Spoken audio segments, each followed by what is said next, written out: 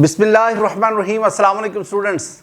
I am Wajid Ali Kambo, your chemistry teacher. Student, I welcome you in our topical test session for MDCAT.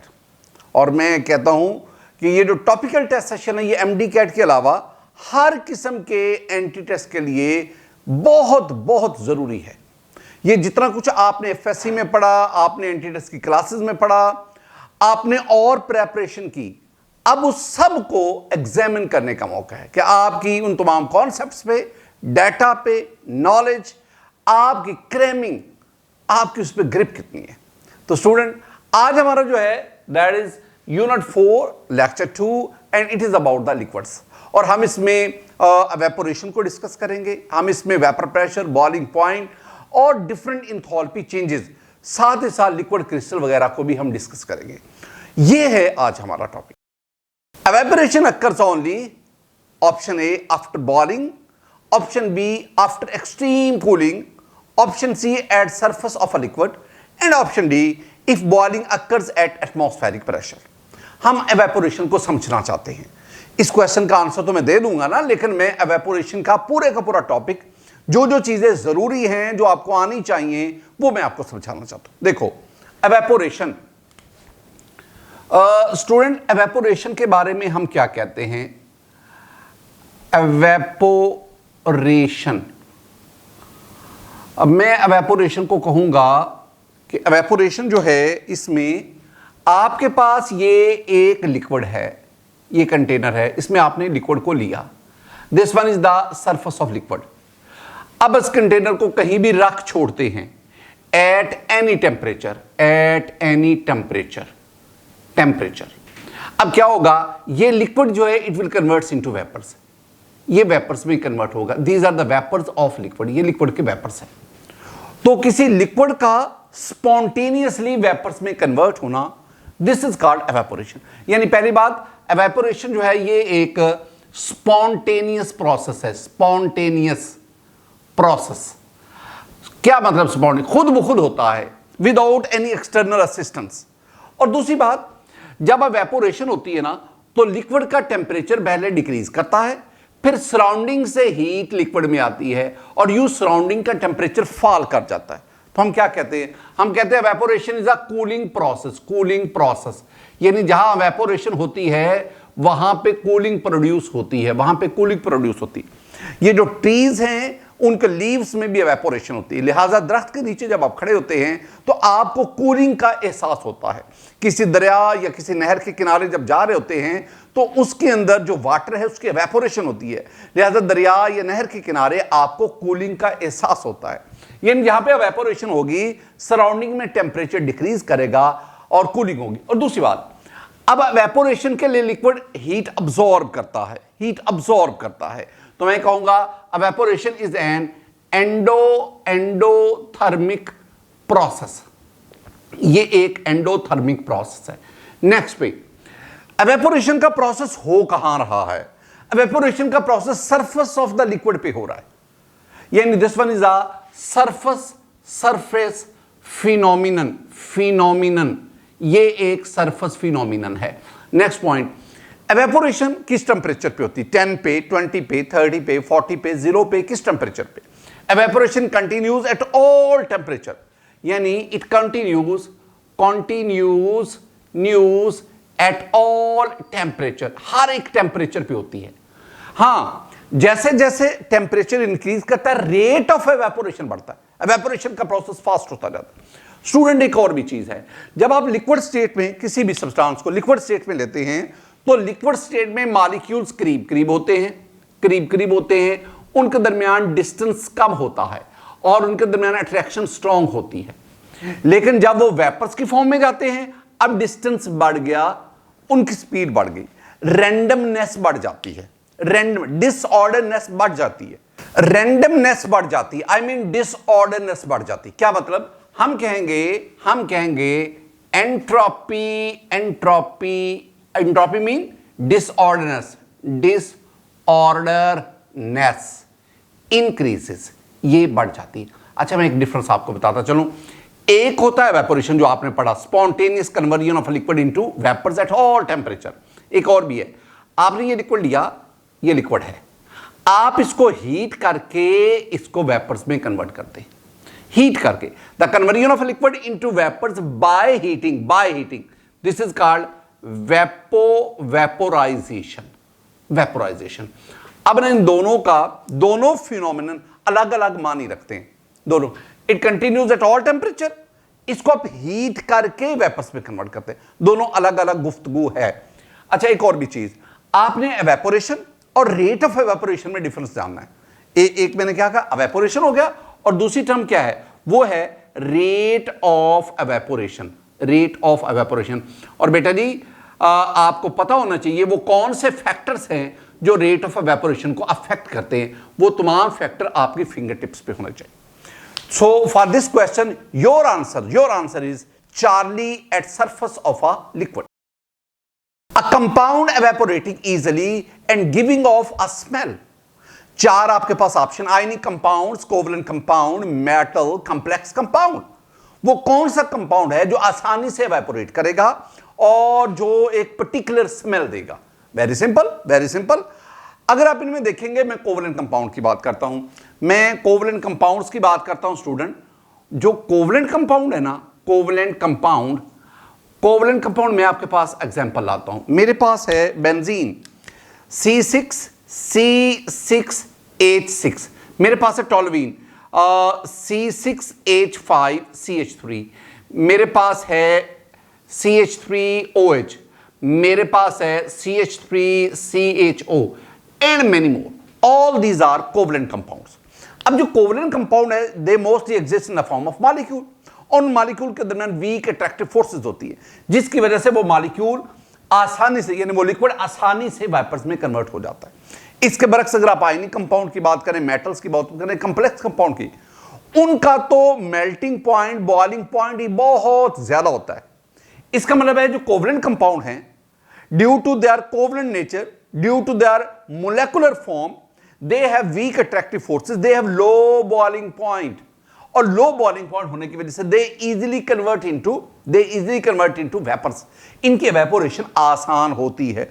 और बहुत सारे ऐसे covalent compound होते हैं which have a characteristic odor, जिनका मखसूस smell होती है। So for this question your answer is beta covalent compound. As the temperature increases, the amount of energy necessary for evaporation, option A increases, beta decreases, Charlie remains constant, D may decrease or increase। अब question क्या है, evaporation बढ़ने से amount of energy जो evaporation के लिए, temperature बढ़ने से अमाउंट ऑफ एनर्जी जो एवेपोरेशन के लिए दरकार है, रिक्वायर्ड है, क्या वो कम होती है, बढ़ती है, क्या उसमें चेंज क्या आती है? देखो, आप ना इसको यूं ले सकते हैं स्टूडेंट, आप इस क्वेश्चन को यूं ले सकते हैं कि मेरे पास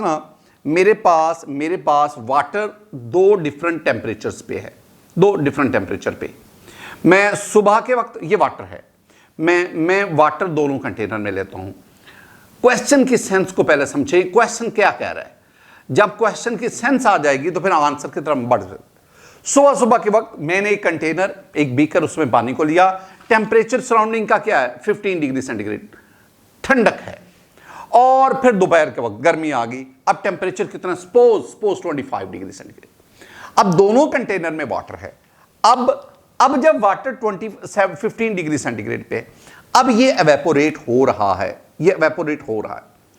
और जब ये यहां पे जाएगा वो भी एवेपोरेट होगा। क्वेश्चन ये है कि लो टेम्परेचर पर वाटर को एवेपोरेशन के लिए ज्यादा एनर्जी चाहिए या हाई टेम्परेचर पर ज्यादा एनर्जी चाहिए? दोनों केसेस में एवेपोरेशन में, यानी जब टेम्परेचर बढ़ता है तो वो अमाउंट ऑफ एनर्जी जो एवेपोरेशन के लिए, क्या वो बढ़ती है या कम होती है? देखिए, जो एनर्जी सराउंडिंग से लिक्विड लेता है वो एनर्जी करती क्या है, वो एनर्जी ना मॉलिक्यूल्स की काइनेटिक एनर्जी बढ़ाती है। और जब काइनेटिक एनर्जी बढ़ती है तो मॉलिक्यूल के दरमियान अट्रैक्टिव फोर्सेस ब्रेक होती हैं और यूं लिक्विड मॉलिक्यूल वेपर्स में जाते हैं, ये वेपर्स में। इसका मतलब है कि वो एनर्जी जो सराउंडिंग से लिक्विड अब्सॉर्ब करता है एवेपोरेशन के लिए, वो मॉलिक्यूल को स्पीड अप, काइनेटिक एनर्जी बढ़ाती है। अब ना जैसे टेम्परेचर बढ़ता है तो मॉलिक्यूल की काइनेटिक एनर्जी भी बढ़ती है। मीन 15 डिग्री सेंटीग्रेड पर वाटर मॉलिक्यूल टेम्परेचर कम है, kinetic energy, average kinetic energy कम है, और टेम्परेचर बढ़ गया तो यहां पे एवरेज काइनेटिक एनर्जी, अब बड़ा हुआ क्या, हुआ ये कि यहां जो वाटर के मॉलिक्यूल हैं वो ज्यादा फास्ट मूव कर रहे हैं हाई टेम्परेचर पर, और लो टेम्परेचर पर वाटर के molecule slow move, comparatively slow move कर रहे हैं। अब जब वाटर मॉलिक्यूल फास्ट मूव करेंगे तो उन मॉलिक्यूल्स को इंटरमोलेकुलर फोर्सेस ब्रेक करके वेपर्स में कन्वर्ट होने के लिए कम एनर्जी चाहिए, और जब वाटर मॉलिक्यूल स्लो मूव कर रहे हैं साफ ज़ाहिर है उनको ज्यादा एनर्जी चाहिए अपने आप को स्पीड अप करके इंटरमोलेकुलर फोर्स को ब्रेक करने के लिए। इसका मतलब क्या हुआ कि जब टेम्परेचर इंक्रीज करता है तो इवेपोरेशन के लिए जो रिक्वायर्ड एनर्जी है उसकी अमाउंट कम होती जाती है, लेस हमारा आंसर आएगा। Student, for this question your answer is beta decreases. Which one of the following factor does not affect the magnitude of vapor pressure? अब ना हमारे पास नेक्स्ट टॉपिक आ गया वेपर प्रेशर। ये समझने वाला है वेपर प्रेशर। मैं इसको ना तेजी से V.P लिखूंगा, वेपर प्रेशर। वेपर प्रेशर और इवेपोरेशन ये मुख्तलिफ चीजें हैं, काइंडली आप इनको ना मिक्स मत करना, इनके फैक्टर्स भी मुख्तलिफ है, जो इंपॉर्टेंट बात है। अब आपको वेपर प्रेशर की डेफिनेशन आनी चाहिए, आपको वेपर प्रेशर उसकी बाकी प्रॉपर्टी। एक चीज बहुत इंपॉर्टेंट कि वो फैक्टर्स जिन पर वेपर प्रेशर डिपेंड करता है, जिन पर वेपर प्रेशर डिपेंड नहीं करता, तो फैक्ट ये बहुत इंपॉर्टेंट इसमें पॉइंट है। On which vapour pressure depends, जिन पर vapour pressure depend, factors on which vapour pressure, और factors on which vapour pressure does not depend, जिन पे डिपेंड नहीं करता। यानी अगर आप उन फैक्टर को चेंज कर देंगे तो वेपर प्रेशर पर कोई फर्क नहीं पड़ेगा, लिक्विड के वेपर प्रेशर पर कदम कोई फर्क नहीं पड़ेगा। पहले जिन पर फर्क वो है नंबर 1 पे, वो है टेम्परेचर। पहला बहुत इंपॉर्टेंट फैक्टर टेम्परेचर। मैं कह देता हूं कि temperature is directly proportional to vapour pressure. अगर आप किसी भी लिक्विड का टेम्परेचर बढ़ाते जाएंगे तो रफली उसका वेपर प्रेशर भी, मैं रफली का लफ्ज यूज कर रहा हूं, तो टेम्परेचर बढ़ने से वेपर प्रेशर बढ़ता है, डायरेक्टली प्रोपोर्शनल। दूसरी चीज है इंटरमोलेकुलर फोर्सेस। अब इसमें भी अगर किसी भी लिक्विड में इंटरमोलेकुलर फोर्सेस स्ट्रांग होंगी उसका वेपर्स में कन्वर्ट होना मुश्किल होगा, और जब कम वेपर्स बनेंगे तो डेफिनेटली वेपर प्रेशर डिक्रीज करेगा। तो इसका मतलब है intermolecular forces that is inversely proportional to vapour pressure.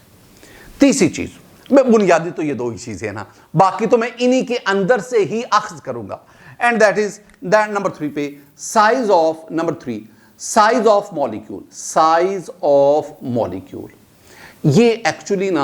ये एक्चुअली इसी को ही, जो सेकंड पॉइंट है उसी को सपोर्ट कर रहा है। जैसे जैसे मोलेकुलर साइज बढ़ता है हम कहते हैं पोलराइजेबिलिटी बढ़ती है और अट्रैक्टिव फोर्सेस स्ट्रांग होती है, और जब अट्रैक्टिव फोर्सेस स्ट्रांग होंगी तो साफ ज़ाहिर है कि वेपर प्रेशर, तो साइज जितना बड़ा होगा अट्रैक्टिव फोर्सेस स्ट्रांग होंगी और उतना ही वेपर प्रेशर जो है वो कम होगा। तो ये भी inversely proportional to vapour pressure. और नेक्स्ट पे that is the nature of liquid.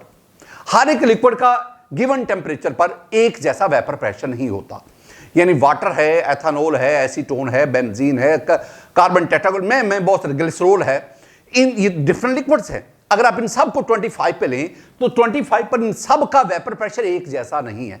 तो it means vapour pressure also depends upon nature of liquid. You can add here nature of liquid. Number 4 nature of liquid, एक बहुत अहम बात, समंदर को कूजे में बंद करने वाली बात, और वो क्या है? वो है vapour pressure is inversely proportional to boiling point.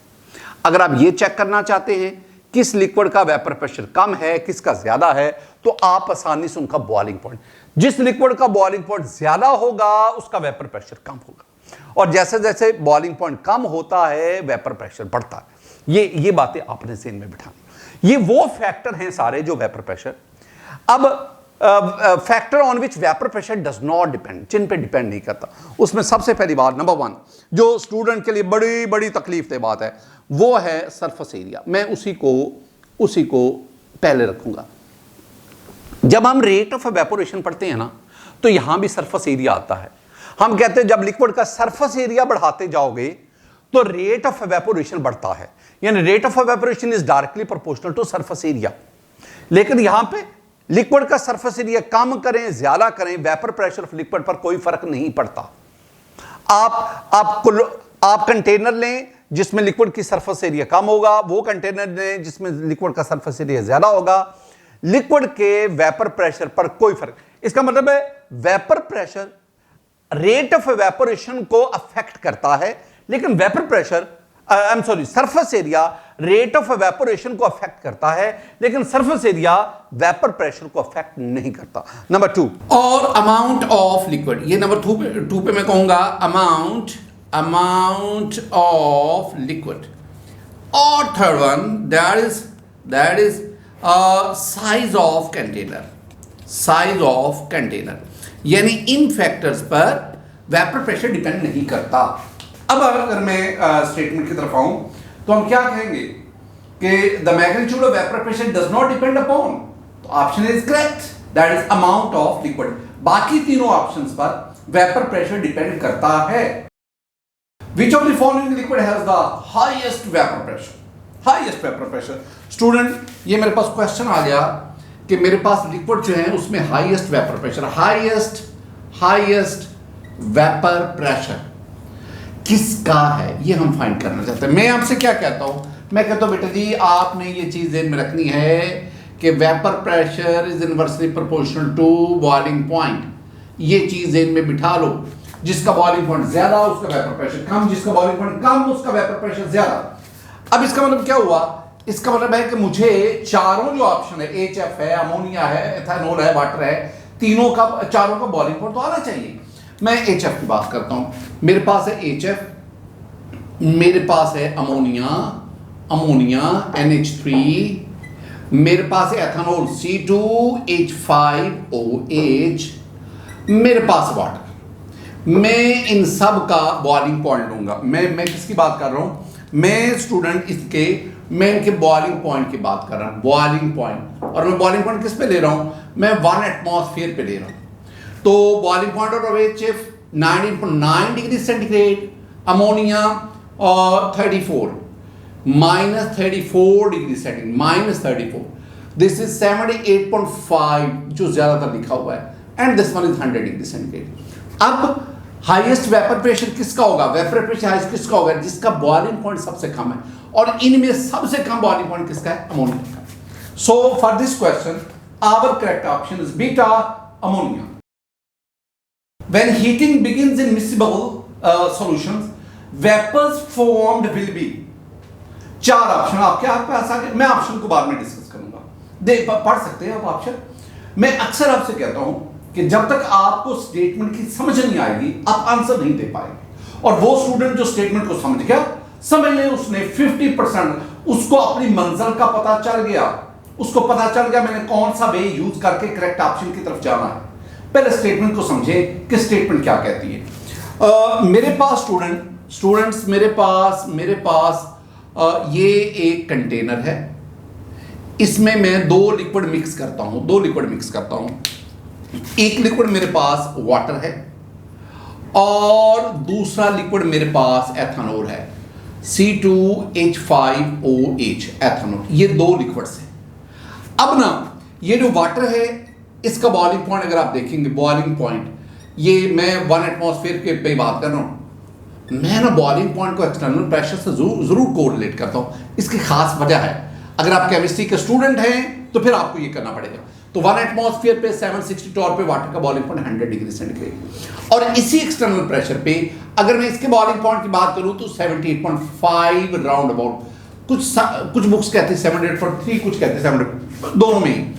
अच्छा, अब water ethanol both are miscible liquids कह लो, सॉल्यूशन कह लो, जो आपकी मर्जी है, both are miscible. Water and ethanol they are mixed into each other in all proportion due to hydrogen bonding. अब ये वाटर दोनों की बात करो, वाटर इसका बॉइलिंग पॉइंट ज्यादा है, ये लेस वोलाटाइल है,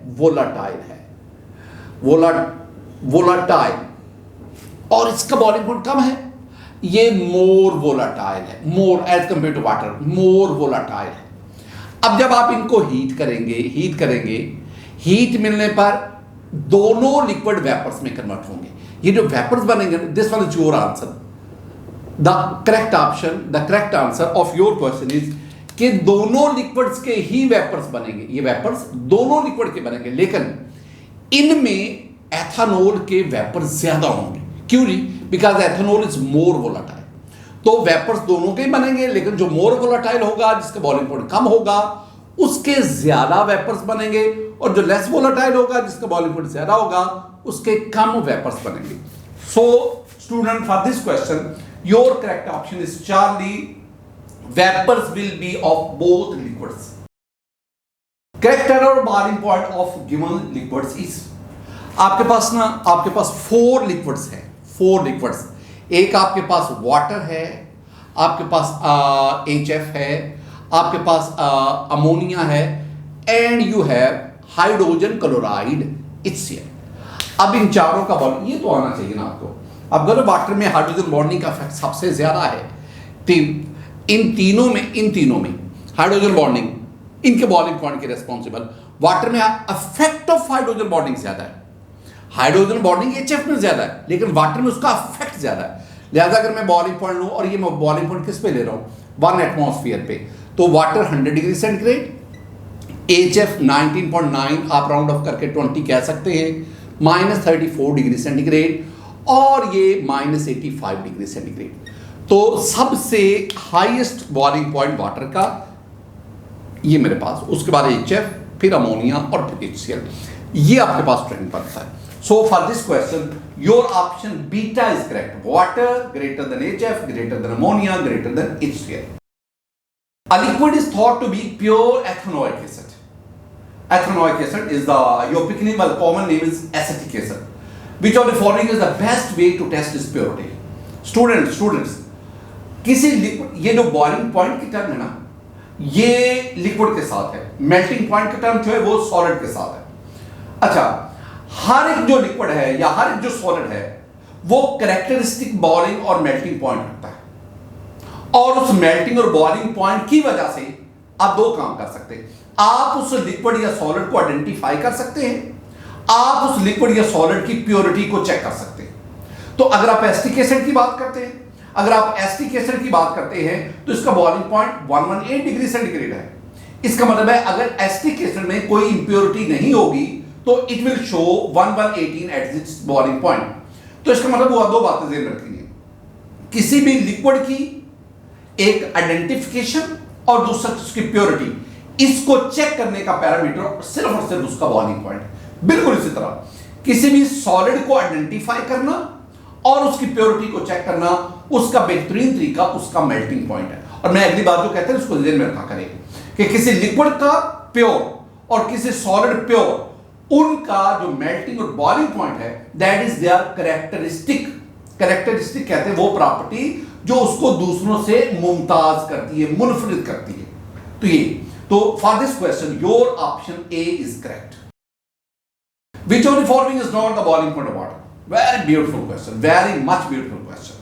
सुनिएगा, मैं यहां वाटर की बात करूंगा स्टूडेंट्स, मैं यहां वाटर की बात करूंगा, और मैं एक चीज आपको समझाता हूं। बड़ी ना बारीक लाइन पे हम चलेंगे, बड़ी बारीक लाइन पे। क्या बोला? मैं कहूंगा कि boiling point of a liquid that depends upon the directly produced external pressure. एक तो ये बात, यानी अगर आप एक्सटर्नल प्रेशर इंक्रीज करते जाएंगे तो लिक्विड का बॉइलिंग पॉइंट इंक्रीज होता जाएगा। मैं एक और सेंटेंस बोलता हूं, जरा मेरे सेंटेंस को वेटेज दीजिएगा, बहुत इंपॉर्टेंट है, वेटेज दीजिएगा। मैं कह रहा हूं, यू कैन बॉयल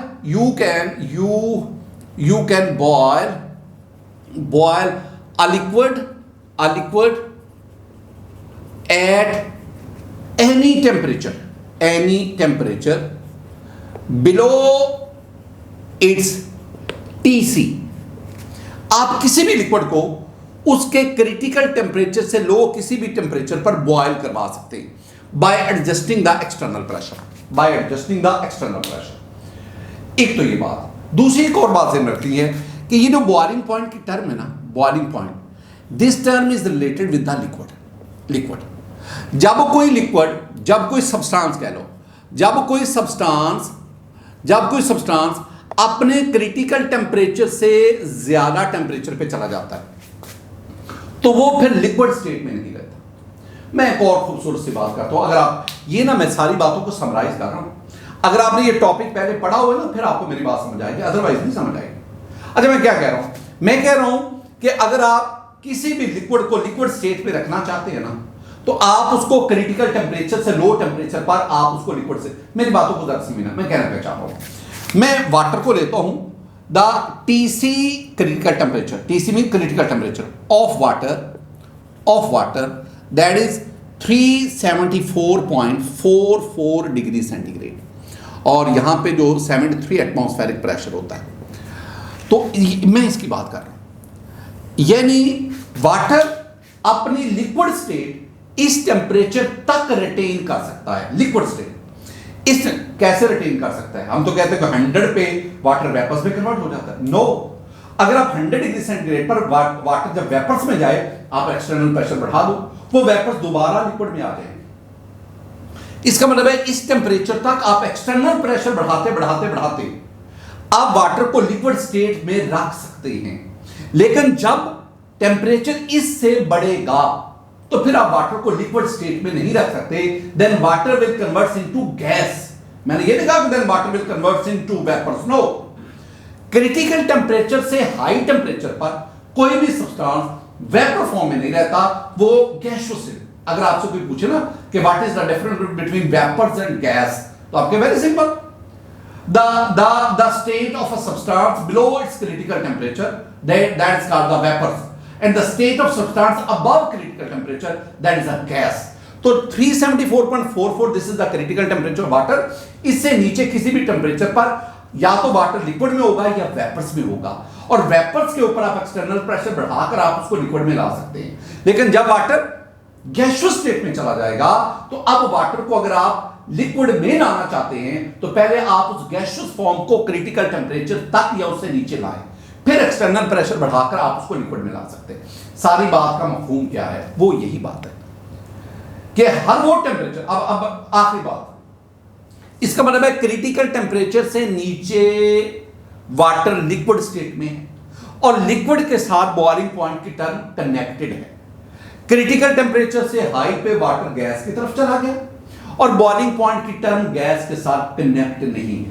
तो मैंने क्या कहा कि हर वो टेम्परेचर जो क्रिटिकल टेम्परेचर से कम होगा, that may be the boiling point of the liquid. अगर आप इन तमाम ऑप्शन को देखें तो एक लिखा हुआ है हमारे पास ऑप्शन 400 डिग्री सेंटीग्रेड। अब ये जो टेम्परेचर है ना 400 degree centigrade, this may not be the boiling point of water. Why?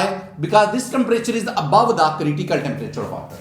You can boil water at any temperature, 0, -10, 20, 30, 40, 100.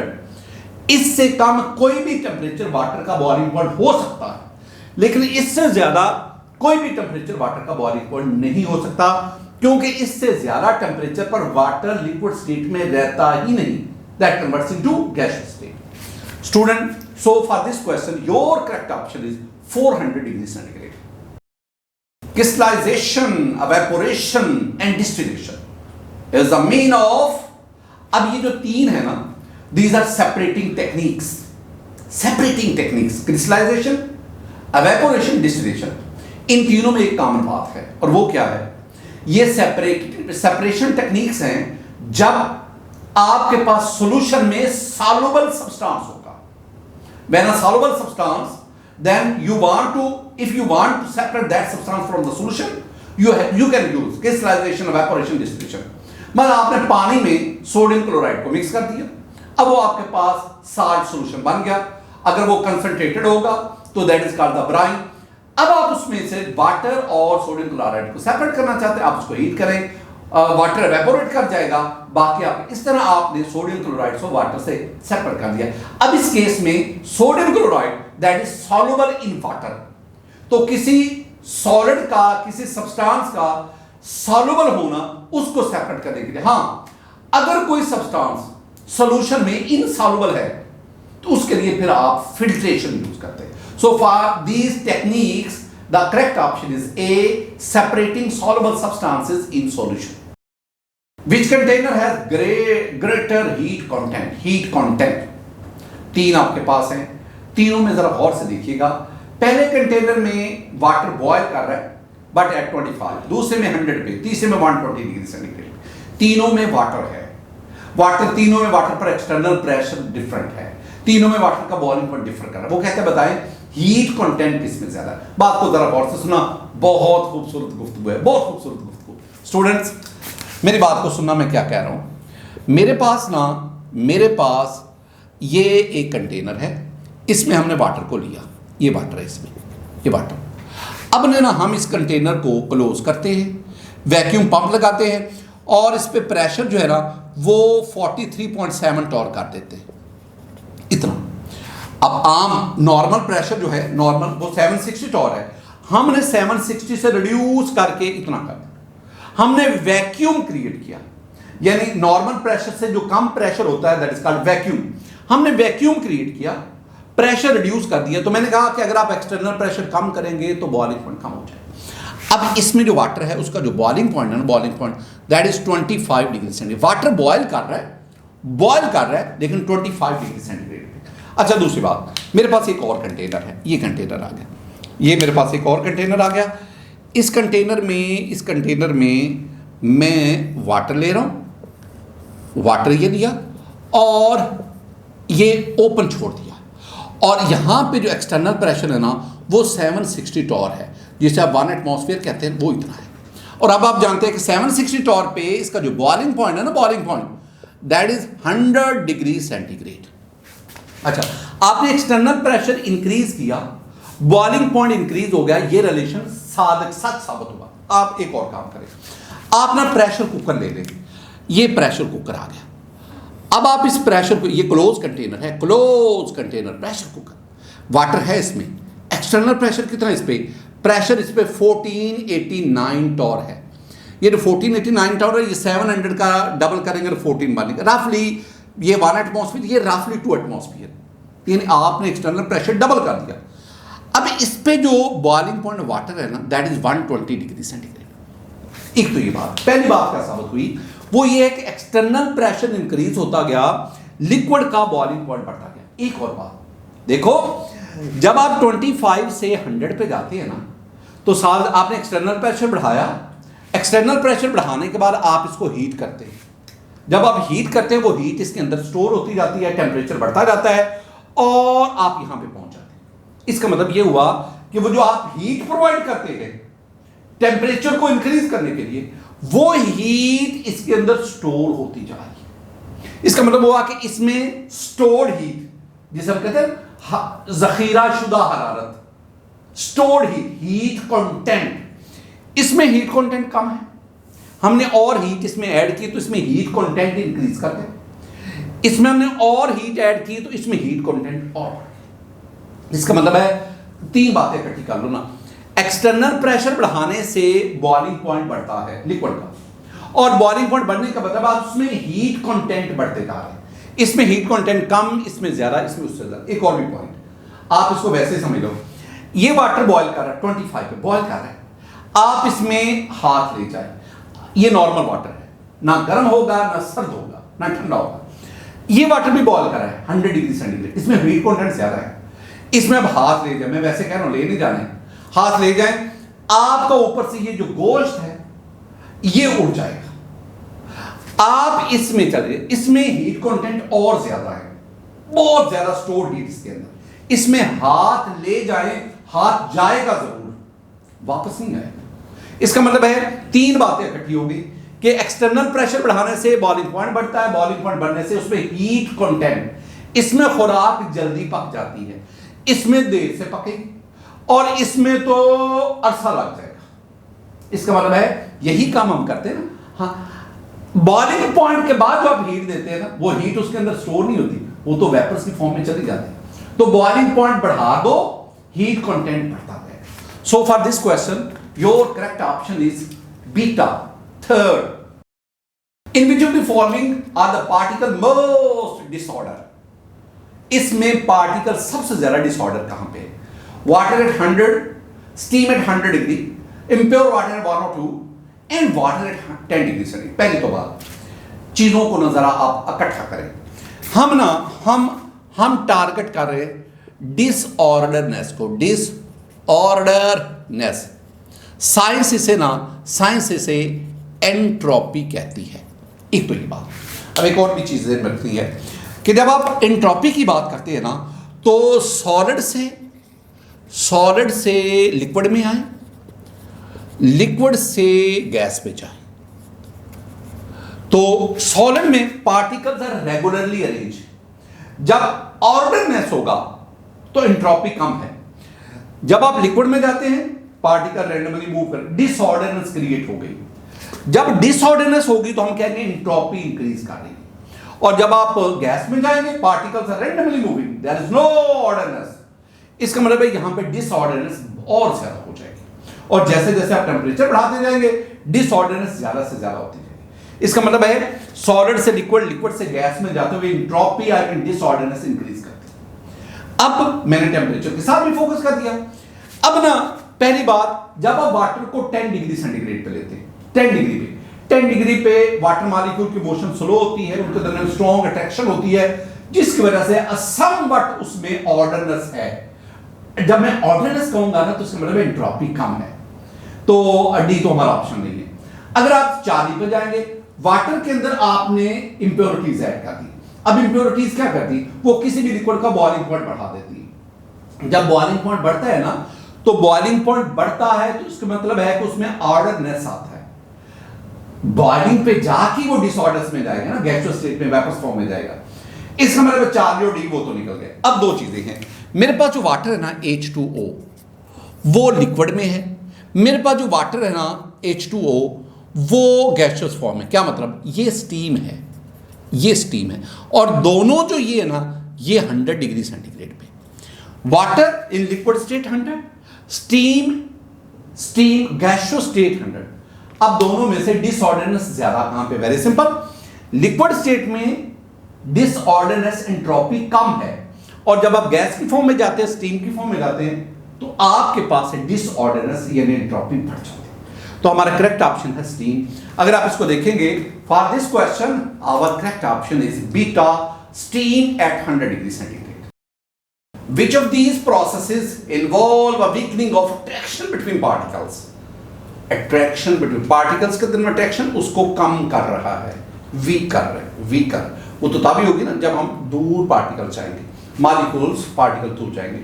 Condensation वो तो करीब आए, क्रिस्टलाइजेशन वो भी आयंस करीब आए, फ्रीजिंग हाँ इसमें भी करीब आ रहा है, एवेपोरेशन इसमें मॉलिक्यूल दूर जा रहे हैं। तो इसका मतलब है for this question our correct option is D, evaporation. Which process releases the greatest amount of heat? दो बातें greatest, किस में greatest amount of heat release होगी? पहले तो चारों ऑप्शन देखो ना कि हीट रिलीज कहां पे हो रही है, कहीं पे अब्सॉर्ब तो नहीं हो रही। पहली बात, the condensation of 10 gram liquid water, condensation एक इस जेल में रखना है। दूसरा, the boiling of 10 gram of liquid water, boiling, condensation, boiling, and the freezing of 10 gram of liquid water, and the last one is the melting of 10 gram of ice. अब ये चार चीजें, कंडेंसेशन, बॉइलिंग, फ्रीजिंग, मेल्टिंग। देखो मेरे पास question है, इसमें पहला आ गया कंडेंसेशन। कंडेंस क्या होता है? कंडेंस होता है मॉलिक्यूल्स दूर है, वेपर्स फॉर्म में है, आप उनको लिक्विड स्टेट में लाते हैं, करीब आ गए, ये कंडेंसेशन है। यानी यूं कह लो, वेपर से मैं गैसियस कहता हूं, गैस से लिक्विड में आना। सागर जब गैस से लिक्विड में आते हैं, दो चेंजेस आती हैं। एक तो डिस्टेंस कम होता है, डिस्टेंस, एक बात डिस्टेंस, और डिस्टेंस कम हो गया। और दूसरी बात, गैस में पार्टिकल की पोटेंशियल एनर्जी यानी मूवमेंट बहुत फास्ट है, और इधर आके मूवमेंट क्या होगी? स्लो होगी।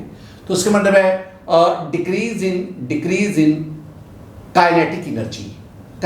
और एक और भी चीज देखो ना, इसमें मॉलिक्यूल में अट्रैक्शन वीक है और इधर क्या अट्रैक्शन स्ट्रॉन्ग है, इंक्रीज इन अट्रैक्शन।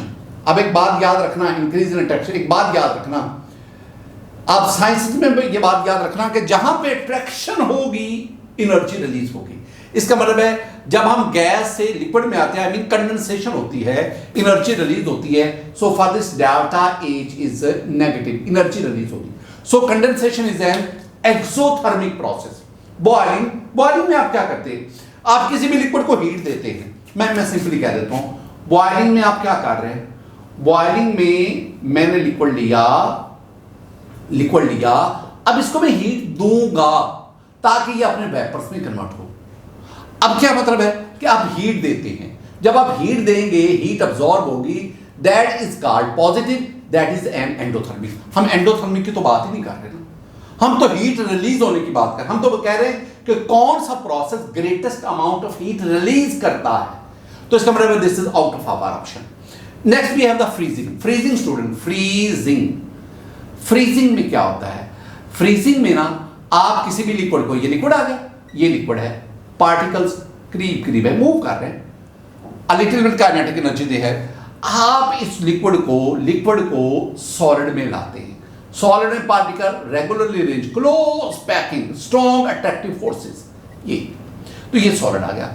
सावधान कि जब लिक्विड से सॉलिड में आते हैं, मॉलिक्यूल्स करीब आ गए, अट्रैक्शन और डेवलप हुई। मैंने कहा जहां पे अट्रैक्शन होगी एनर्जी रिलीज होगी।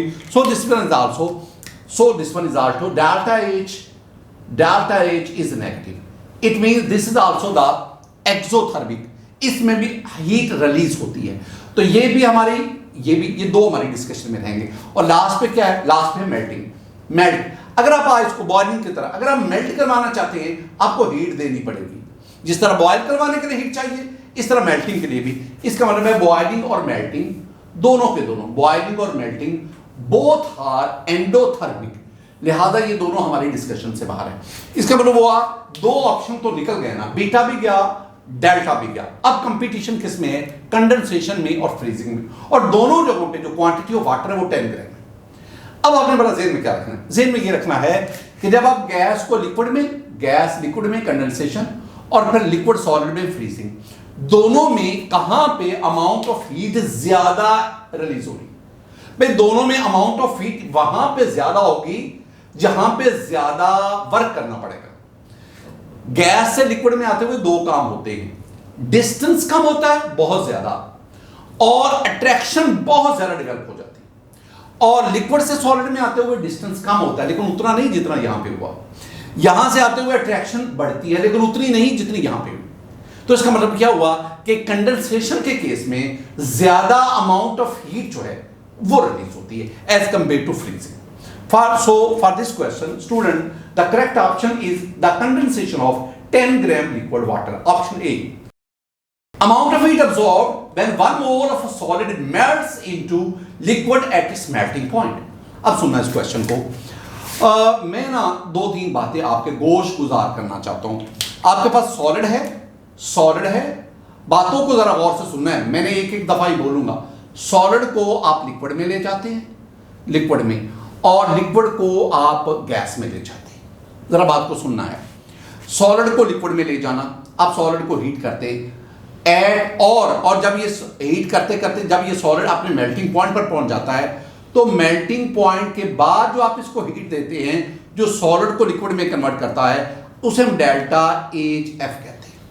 मैं इसे मोलर हीट ऑफ फ्यूजन कहते हैं। मैं तब कहूंगा if I have 1 mole of solid.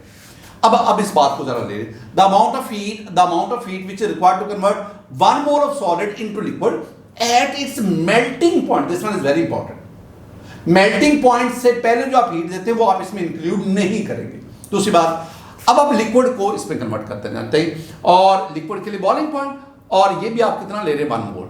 तो अब मैं कहूंगा कि the amount of heat required to convert 1 mole of liquid into gas या vapours at its boiling point, that is called delta HV, molar heat of vaporization। एक और भी चीज है, और वो क्या है, वो ये है कि आप सॉलिड को डायरेक्ट गैस में, उसके लिए जो हीट देते हैं that is called delta H sublimation. एक तो ये बात आ गई।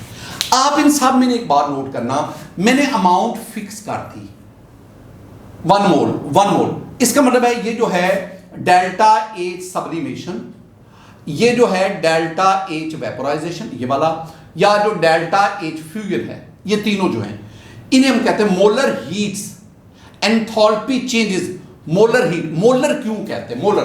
बिकॉज ये 1 मोल के लिए यूज हो रहा है और इनका जो यूनिट आएगा ना वो किलो जॉल या जाउल पर मोल है, पर मोल है, तो मोलर हीट ऑफ। अच्छा, अगर मैं कहूं कि इन तीनों में से लार्जेस्ट वैल्यू किसकी है तो वो sublimation. Sublimation is much much greater. क्यों जी? सब्लिमेशन में सॉलिड डायरेक्ट गैस में जा रहा है, वेपर्स में जा रहा है। इसमें जो डिस्टेंस है वो बहुत ज़्यादा बढ़ रहा है, जो पोटेंशियल एनर्जी वो बहुत ज़्यादा है। इसका मतलब है, और इस तरह ये आपके पास आ गया, ये वैल्यू आपने याद है। अच्छा, एक तो ये आ गई। दूसरी बात क्या है? वो है लेटेंट हीट ऑफ फ्यूजन कह लो, fusion. Latent heat of fusion और HF molar heat of fusion, दोनों में फर्क सिर्फ और सिर्फ यूनिट का है। अगर आप kg पर मोल लेते हैं तो वो मोलर हीट ऑफ फ्यूजन, और अगर आप जाउल पर ग्राम लेते हैं, जाउल या किलो जाउल पर ग्राम लेते हैं, इधर पर मोल है इधर पर ग्राम है।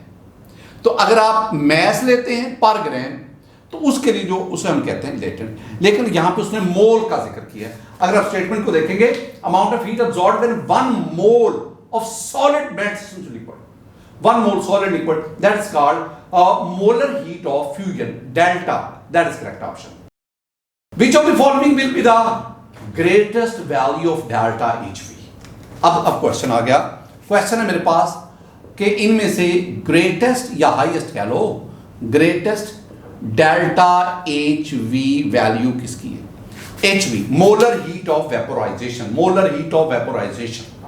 अब मोलर हीट ऑफ वेपोराइजेशन जो है ना डेल्टा HV, तो मैं क्या कहूंगा? मैं कहूंगा ये जो डेल्टा HV है ना, it is directly proportional to strength of intermolecular forces. Intermolecular forces, ये बात बड़ी खूबसूरत है, ये बात बड़ी, ये सारी की सारी जो है ना, सब्लिमेशन, वेपोराइजेशन, फ्यूजन, इन सब का जो मैग्नीट्यूड है, इन सब की जो वैल्यू है, वो स्ट्रेंथ ऑफ जिन सब्सटेंसेस में अट्रैक्टिव फोर्सेस स्ट्रांग होगी उनकी डेल्टा HV की वैल्यू ज्यादा होगी। अट्रैक्टिव फोर्सेस स्ट्रांग होगी, डेल्टा HV की वैल्यू ज्यादा होगी। ये बेसिक कॉन्सेप्ट है, ज़हन में बिठाओ। अब मेरे पास क्या है? मेरे पास है C2H6 ethane, C3H8 propane, C4 ethane propane, C5H12 that is pentane, और C6H14 दैट इज हेक्सेन। ये मेरे पास 6। ये चारों के चारों क्या हैं? ये चारों के चारों क्या हैं? These are alkenes. ये बेटा जी, दीज आर अल्केन्स, और alkenes they are non polar. और मैं क्या कहता हूं, नॉन पोलर जो हैं उनमें लंडन डिस्पर्शन फोर्सेस पाए जाएंगे। अब इसका मतलब है कि इन सब में जो इंटरमोलेकुलर फोर्सेस हैं वो लंडन डिस्पर्शन फोर्सेस हैं।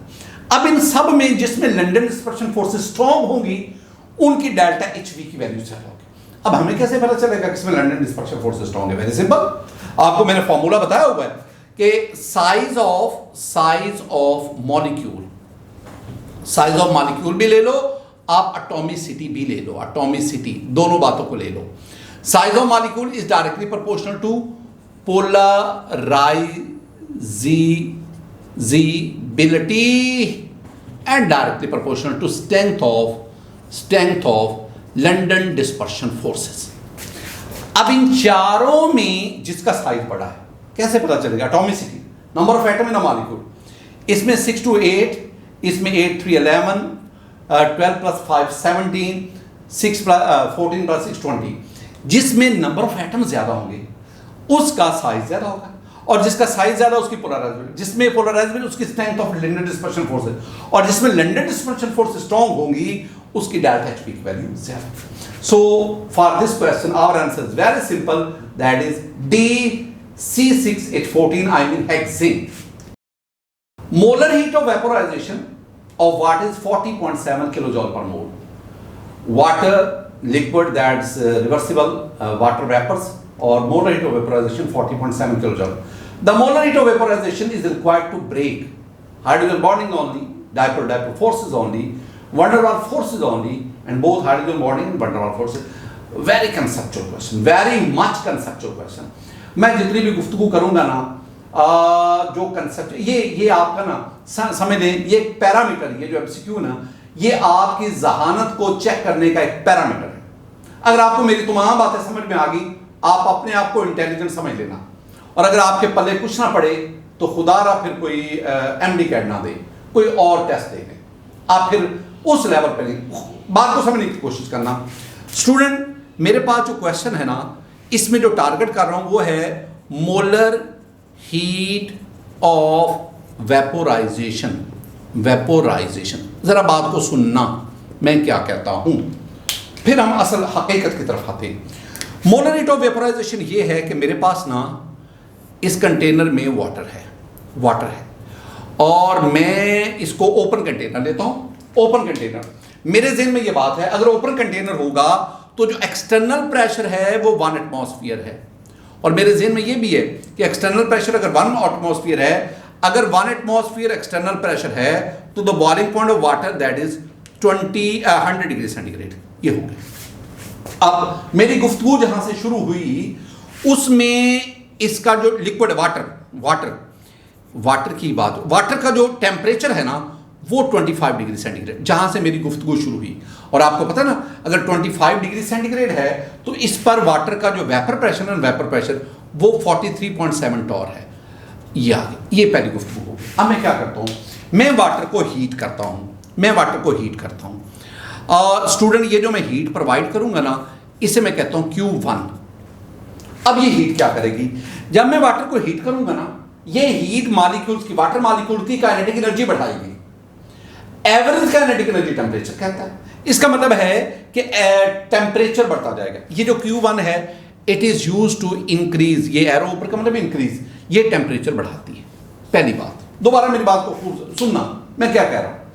मैंने कहा 25 डिग्री सेंटीग्रेड पर अब वाटर को जो हीट देंगे वो हीट इसके मॉलिक्यूल की काइनेटिक एनर्जी को बढ़ाएगी। और जब काइनेटिक एनर्जी बढ़ती है ना, ये साथ में काइनेटिक एनर्जी को भी मेंशन कर देता हूं। काइनेटिक एनर्जी, जब काइनेटिक एनर्जी बढ़ती है ना तो वो टेम्परेचर को बढ़ाती जाती है। तो जैसे जैसे आप हीट देते हैं कि टेम्परेचर 25, 30, 40, 50, 100 बढ़ता 90, 80, 90, 100, जब टेम्परेचर 100 होगा ना, 100 डिग्री सेंटीग्रेड, उस वक्त वाटर का वेपर प्रेशर जो है ना वो 760 टॉर हो जाएगा। अब बात को बड़ा गौर से सुनना है। 25 से 100 डिग्री सेंटीग्रेड तक जो मैंने हीट दी उसे मैंने Q1 कहा, और उस हीट ने सिर्फ एक काम किया, उसने वाटर के मॉलिक्यूल्स की काइनेटिक एनर्जी को बढ़ाया। अब जब कोई लिक्विड, ये एक सेंटेंस है, जब कोई लिक्विड अपने बॉइलिंग पॉइंट पर पहुंचता है तो मॉलिक्यूल की काइनेटिक एनर्जी मैक्सिमम हो जाती है। तो जब 1 एटमॉस्फेयर 100 डिग्री सेंटीग्रेड पर वाटर पहुंचा तो वाटर के मॉलिक्यूल के काइनेटिक एनर्जी मैक्सिमम का मतलब है मजीद काइनेटिक एनर्जी इंक्रीज नहीं कर सकते। लेकिन जब वाटर 100 पे पहुंचा, 100 पे, अब मजीद हीट देते हैं। अब उस हीट को मैं Q2 कहता हूं। Q2, क्या ये हीट वाटर मॉलिक्यूल की काइनेटिक एनर्जी बढ़ाएगी? आंसर है नो नो नो नो। क्यों? काइनेटिक एनर्जी तो बॉइलिंग पॉइंट पर ऑलरेडी मैक्सिमम हो चुकी है। अब ये जो हीट में दूंगा ये क्या काम करेगी? किसी लिक्विड के बॉइलिंग पॉइंट पर पहुंचकर जो आप हीट देंगे वो क्या करेगी? वो heat to break intermolecular forces. Intermolecular force, ये खुद ही देख लेना, इंटरमोलेकुलर। इसका मतलब है ये जो हीट अब मैं दूंगा बॉइलिंग पॉइंट के बाद, वो इंटरमोलेकुलर फोर्सेस को ब्रेक करेगी। इस हीट को मैं कहूंगा molar heat of vaporisation. Molar, मैं बात मजीद क्लियर करूं ताकि मैं ना अपने मकसद के करीब पहुंचाऊं, फिर मैं एंड पे आपसे बात करूंगा। मतलब क्या हुआ? मतलब ये हुआ, मैंने अभी तक जो कहा कि मेरे पास इस कंटेनर में लिक्विड है, मैं वाटर लिक्विड में कहता ही नहीं, मैं वाटर कहूंगा, और मैं मजीद प्रिसाइज हो जाता हूं, वो 18 ग्राम है, वो 1 मोल है, 1 मोल वाटर है, और इसका बॉइलिंग पॉइंट कितना है? 100 डिग्री सेंटीग्रेड। तब जब एक्सटर्नल प्रेशर 1, इसका मतलब है अब मेरे पास वाटर 1 मोल है, इसका इतना टेम्परेचर है, अपने बॉइलिंग पॉइंट पर है। जब कोई 1 मोल लिक्विड अपने बॉइलिंग पॉइंट पर हो, अब मैं इसे हीट दूंगा। अब ये हीट क्या करेगी? इस सारे लिक्विड को वेपर्स में कन्वर्ट करेगी। तो वो हीट जो मैं दूंगा, जो लिक्विड को वेपर्स में कन्वर्ट करेगी, उसे मैं कहूंगा delta HV, molar heat of vaporisation. अच्छा, ये हीट क्या करती है? ये काइनेटिक एनर्जी को तो बढ़ाती है, तो फिर ये क्या करती है? ये करती है मॉलिक्यूल्स के दरमियान, वाटर मॉलिक्यूल्स के दरमियान जो अट्रैक्शन है ना, उस अट्रैक्शन को ब्रेक करती है। इसका मतलब क्या हुआ कि मोलर हीट ऑफ वेपराइजेशन ये हमें मॉलिक्यूल्स में, लिक्विड मॉलिक्यूल्स में अट्रैक्शन को ब्रेक करने के लिए चाहिए। अब इसकी वैल्यू कितनी है, वो कहता है जी 40.7, 40.6 भी ठीक है, किलो जॉल पर मोल ये है। इसका मतलब है कि एक मोल वाटर उसको वेपर्स में कन्वर्ट करने के लिए इस बॉइलिंग पॉइंट पर हमें इतनी एनर्जी चाहिए, यानी वाटर मॉलिक्यूल में अट्रैक्शन को ब्रेक करने। एक बड़ा खूबसूरत सा सेंटेंस, ये जो डेल्टा एच वी है ना, delta H V molar heat of vaporization, this is actually the quantitative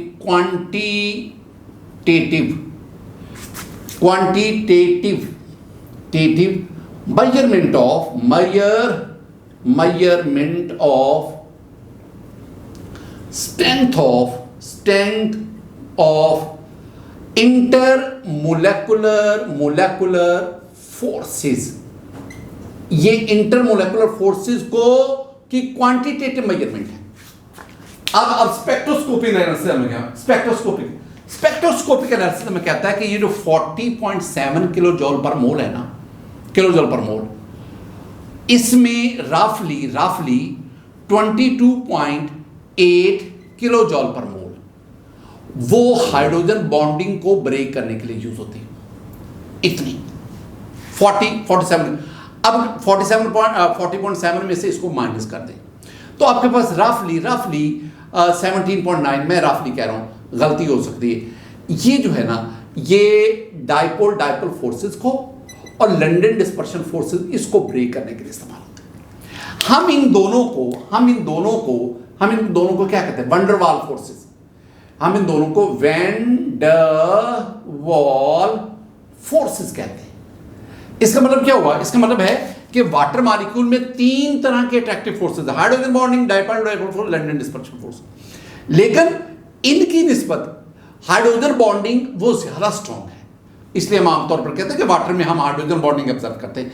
लेकिन हाइड्रोजन बॉन्डिंग के अलावा ये भी है, और ये जो मोलर हीट ऑफ वेपराइजेशन ये इन तमाम फोर्सेस को ब्रेक करने के लिए इस्तेमाल होती है। Student, so for this question your answer is very simple, delta both hydrogen bonding and van der Waals forces.